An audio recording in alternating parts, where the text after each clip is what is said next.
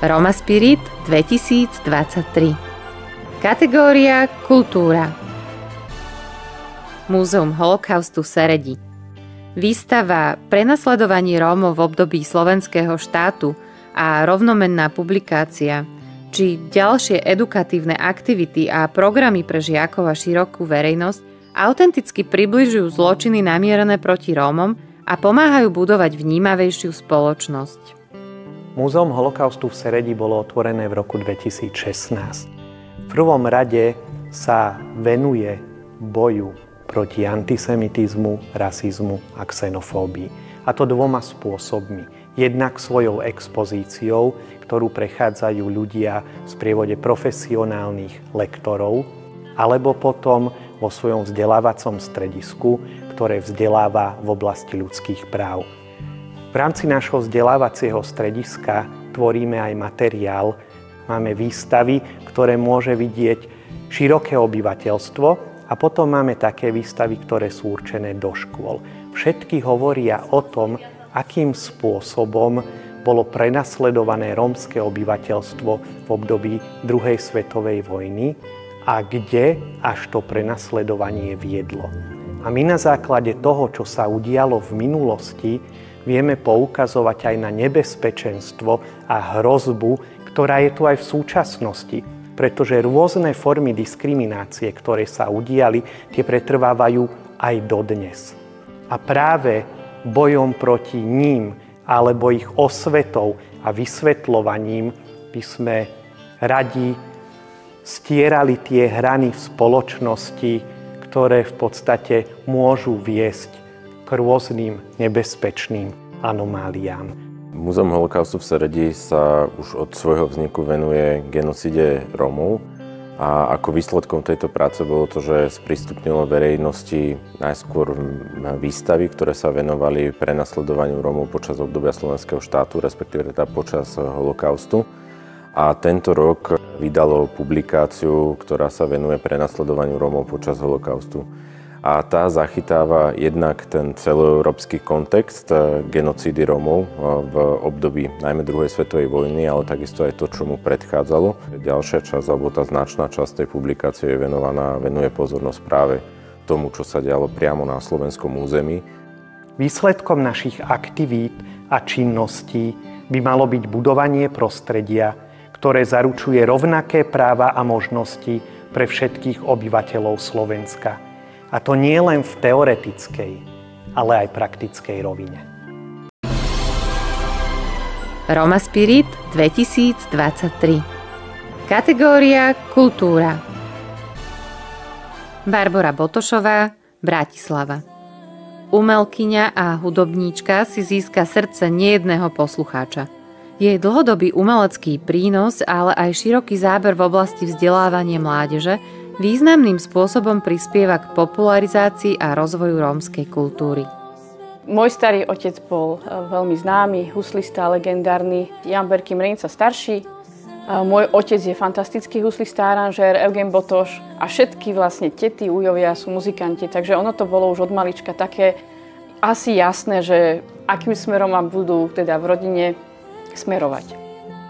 A ja som chcela veľmi robiť niečo také vlastné, také originálne, ale niečo aj také, ktoré vlastne vychádza z tej mojej kultúry, z tej našej rómskej kultúry.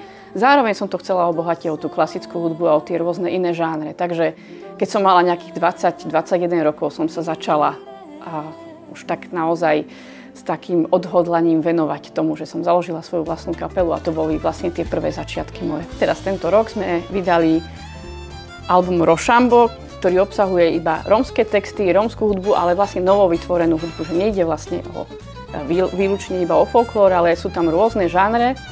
No a v tomto roku sme vlastne nahrávali aj s Divými makmi prvý štúdiový album, čiže aj to pokladám za veľmi dôležité, ale tých srdcových projektov mám naozaj veľmi veľa a dá sa povedať, že tým, že som slobodný umelec a tým, že si môžem kvázi vyberať, že čo budem robiť, tak vlastne všetky projekty sú také moje srdcové, lebo do všetkých nielenže vkladám to srdce, ale aj ich považujem ja osobne za dôležité.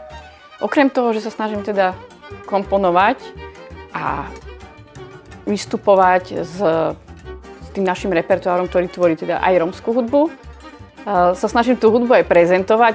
Bol to taký sprievod, ktorý sme robili po Bratislave. Hrali sme rómske piesne, tancovali sme, spievali sme a naozaj ľudia, tie reakcie boli také, že sa k nám pridali, kráčali s nami, tancovali s nami a to stretnutie bolo vlastne takým mostom medzi kultúrami, medzi ľuďmi, všeobecne nielen medzi kultúrami, ktoré bolo nepripravené, bolo to takým šokovým spôsobom.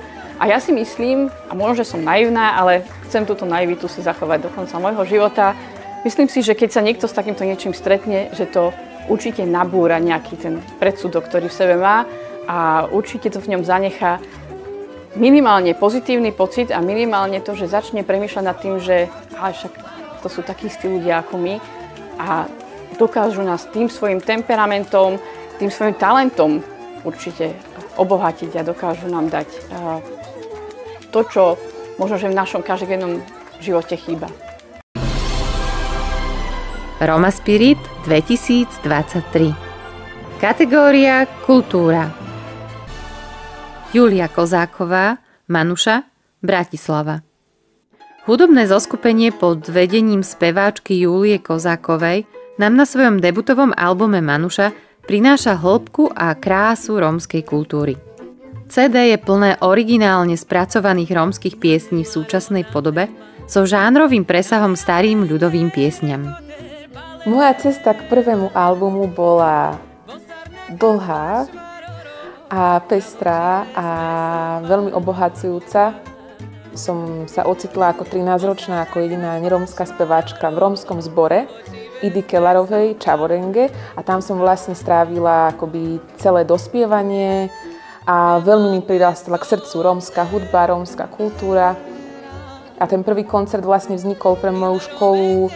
Ja som v tom čase študovala v Londýne na univerzite. A tam bolo zastúpenie rôznych kultúr z celého sveta a tá rómska chýbala. A keďže bola tak blízko môjmu srdcu, tak som si povedala, že jedna z takých vecí, čo do konca toho štúdia chcem zvládnuť, je, že tam priniesť kúsok z tohto. A to bol vlastne zárodok Manuša. A to sme ešte nevedeli, že ako keby to bude album, hej. To malo byť jednorázová vec, nahrali sme hodinový koncert a tam vlastne prišli tie ohlasy a tie reakcie, ktoré nám ukázali, že hej, že je to cesta, že mali by sme to zväčšniť na albume.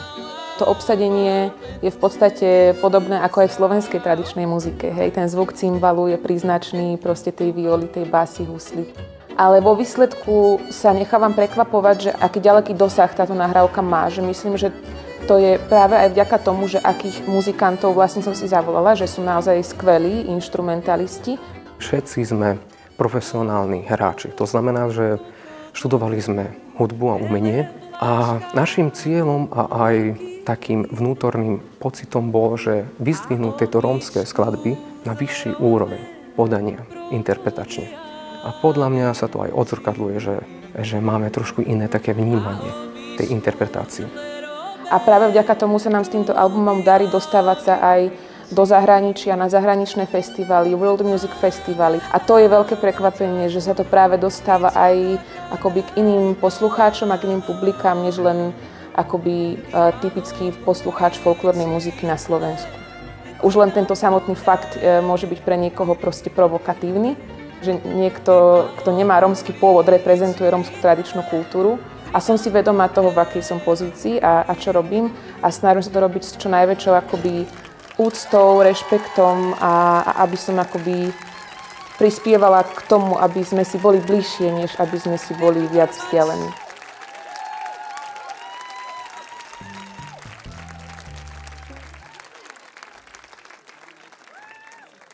Thank you very much.